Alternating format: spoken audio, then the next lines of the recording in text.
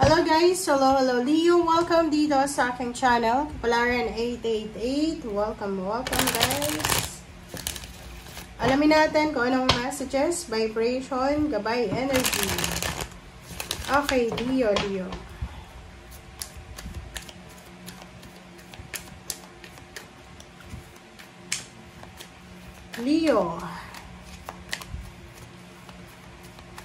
Please connect your intuition sa message or sa baraha na lalabas. Okay.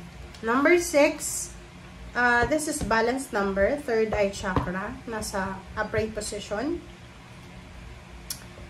Sinasabi ng baraha, Leo, na maraming realization, maraming revelation. Yun, katotohanan, revelation of parang mga sikreto. It's either kung ano man siya, negative or positive. Third eye chakra, marami kang makikita, marami kang marirealize ngayon. This is a realization card. Ang third eye chakra na to, yung parang makikita mo without using your naked eye. So, yung emotion mo, diba? Like for example, dati, like for example, dati, Leo, hindi ka masyadong magaling kumilates ng tao. Because maybe hindi mo masyadong ramdam, hindi masyadong active yung intuition mo. But this time, sinasabi ng barahan na sa emotion pa lang, like for example, kausap mo pa lang sa chat, kausap mo sa telepono, boses pa lang, chat pa lang, ramdam mo na. Okay? Kung ano yung pinapahiwatig niya. So, maraming mga traidor sa buhay mo or maraming tao na hindi totoo sa harap at likod mo, ang posibleng makikita mo siya. Okay? Makikita mo, mararamdaman mo kung ano ba talaga ang gusto nilang ipahiwatig sa'yo. Okay. Or kung ano ba talaga ang totoo sa kanila. Yung mga taong nagbabalat kayo, yung mga taong fake, parang ganon, mararamdaman mo yun. Basta marami kang marirealize. This is a realization. Life-changing siya. Okay. Distant horizon, number 36-9. Sinasabi ng baraha sa'yo, Leo, na posibleng meron kang plano.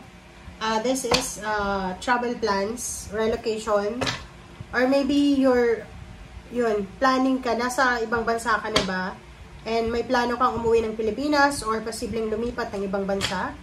Or maybe planning to relocate, planning to move. Parang ganun. Comment down below.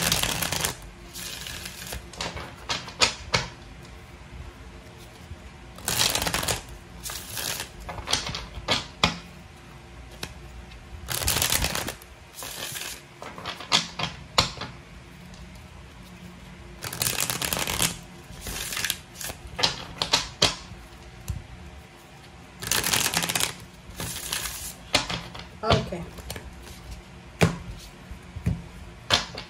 Leo.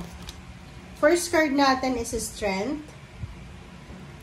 Second card is Ten of Pentacles. Wow, Leo. Third card is Temperance. And Three of Swords. And Nine of Wands. Okay, let's do this.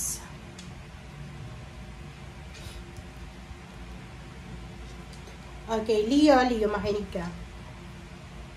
Sa ilalim mo dito, meron kang Four of Swords, and Five of Swords, and Wheel of Fortune. So, ibig sabihin niyan, Leo, ang kailangan mo sa ngayon is balance.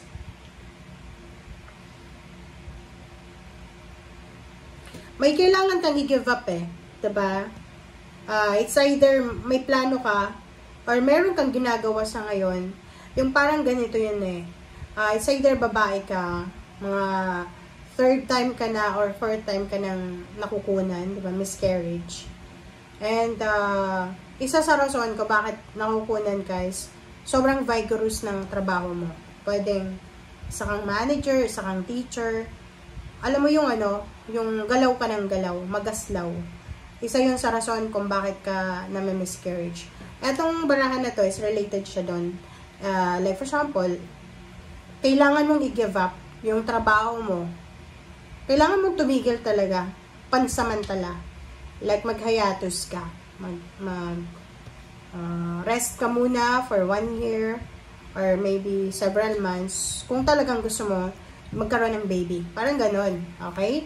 And sinasabi ng baraha, this is Wheel of Fortune, yun na, you need to give up, you need to prioritize something kung talagang gusto mong magkaroon ng ganyan. Yung parang, kailangan mong i-give up, kailangan mong pag-isipang mabuti. Kung gusto mo ng, kung gusto mo ng tahimik na buhay, may kailangan niyang i-give up. I-give up mo yung pride mo, i-give up mo yung mga, kung ano man na negativity sa buhay mo, parang ganon. And yun, Wheel of Fortune, magbabago ang lahat. Kasi yung Wheel of Fortune and Five of Swords, sinasabi na, in order for us to change our destiny, or kung ano man ang gusto nating mangyari sa buhay natin, kailangan we are contented sa kung ano man. Huwag nating parang kunin lahat. Like, ganon, yung example ko na may isang babae na gustong mabuntis, pero alam niya na isa sa dahilan kung bakit hindi siya mabuntis-buntis because sobrang magalaw niya, yung parang diba, natural yun. And kailangan niya i-give up yung trabaho na ganon para kumapit yung baby. Parang ganon. So, comment down below if you resonate. Ay, Strength card, 9 of Wands, Temperance. Sinasabi ng baraha dito na merong isang Leo. Isang Leo dito na sobrang pagod na siya. It's either work, business, or anything na nakakapagod siya. Sinasabi ng baraha dito, Leo, na kailangan mong magpakatatag. Okay? You need to be strong. You need to be strong physically, mentally, emotionally, psychologically, spiritually. Okay? And sinasabi ng baraha na to na itong Leong ito is parang understandable yung nararamdaman niyang pagod, guys. Kasi ang Leong ito, ay hindi siya yung Leong walang ginagawa. Ang Leong yan is pagod na siya eh. Yung parang siya yung breadwinner sa family, hindi lang pera yung iniintindi niya, kundi yung emotion ng family. Sinasabi ng baraha na you need to secure your health, you need to secure your physical, mental. Huwag na nating sabihin yung financial kasi normally, pag may problema tayo sa pera, talagang mapapagod din yung utak natin. Sinasabi ng baraha sa'yo dito na you need to be patient. Okay? Kailangan mong, same dito, kailangan mong alisin ang stress sa buhay mo. Or kailangan mong umiwas sa stress. Hindi mo maalis yung stress, diba? So, kailangan mong umiwas sa stress. Umiwas ka din sa galit, diba? Yung palagi kang galit, Leo. And umiwas ka din sa sobrang paghahangad ng maraming pera. Nakikita ko sa'yo dito, meron ditong Leo na sobrang pagod na siya sa trabaho. Parang ang Three of Swords nito, nararamdaman niya na nagagalit siya eh. Because may isang tao dito na parang pwede niya naman na bigyan ng pera, yung Leo, pero hindi niya binibigyan. Parang ganun. Hindi ko alam kung bakit ganun. But meron kang galit na nararamdaman because of money, because you're aiming for financial or lump sum of money. Okay? So, comment down below if you resonate. Okay. Leo. Let's clarify, guys. Okay.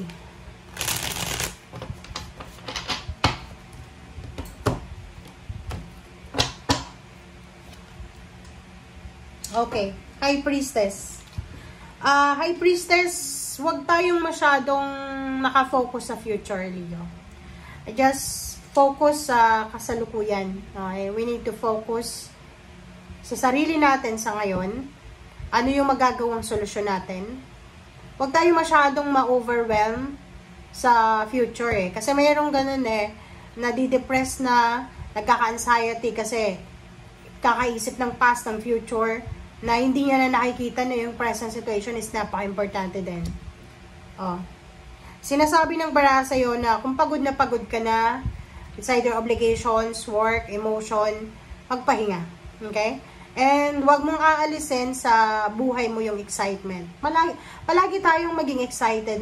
Kahit sabihin natin, okay, walang pera, walang relationship, walang ganito, walang ganyan, walang kayamanan, walang ipon, walang ganito, ganyan. No, we need to be thankful and grateful sa lahat. Kasi you're still alive. Pag buhay ka, magagawa mo lahat ng gusto mong gawin. Okay? Sabihin man natin na okay ngayon, wala kang pera. Eh, ano ngayon kung wala kang pera sa ngayon? So, hindi ibig sabihin na bukas wala ka pa ring pera. 'Di ba? So, temperance, sinasabi, diba? Leo, sinasabi ng baraha na lahat ng pangarap mo matutupad mo. Lahat ng yan na minamanifest mo, makukuha mo. Ang kailangan mo lang sa ngayon is magpasensya, maghintay. Okay. Okay, and Ace of Wands, sabi ko sa'yo huwag tayong masyadong padadala sa emotion, Leo. Huwag tayong masyadong padadala sa stress or sa anxiety na yan. Kailangan nating mag-relax. Okay? And Ace of Swords, sinasabi ng baraha, huwag kang masyadong mag-alala kasi may upcoming, incoming na good news about money, about family, and about emotion. So, sinasabi ng baraha sa iyo dyan na, like for example, yung mga kapamilya mo na nag-aaway-away, possible na magkabati-bati na, or possible na maayos na. So, huwag kang masyadong may stress. Okay? Thank you guys. Bye!